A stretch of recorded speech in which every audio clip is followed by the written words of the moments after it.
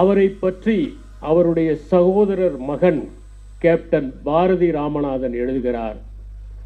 ஒரு நாள் அவருடைய தந்தை பேருந்திலே பயணப்பட்ட போது அவரிடம் ஒரு சக பயணி, உங்கள் சகோதரர் நன்றாக இருக்கிறாரா என்று கேட்கிறார். எங்கள் பகுதியில் அவரால் குழந்தைகள் பிறந்தால் நாங்கள் ஆணாக இருந்தால் நல்ல கண்ணு என்றும் பெண்ணாக இருந்தால் நல்ல தாய் என்றும் பெயர் வைக்க ஆரம்பித்திருக்கிறோம். நாங்கள் எல்லாம் ஒடுக்கப்பட்டவர்கள், செருப்பணியக்கூடாது என்று சொல்வார்கள். எங்களிடம் அவர், செருப்பணிந்து செல்லுங்கள், செருப்பு வாங்க பணமில்லை என்றால் மனைவியின் தாலியை அடகு வைத்தாவது அந்த பணத்தில் செருப்பணிந்து நீங்கள் அந்த வீதியில் செல்ல வேண்டும் என்று சொல்லுவார் என்று குறிப்பிட்டிருக்கிறார்.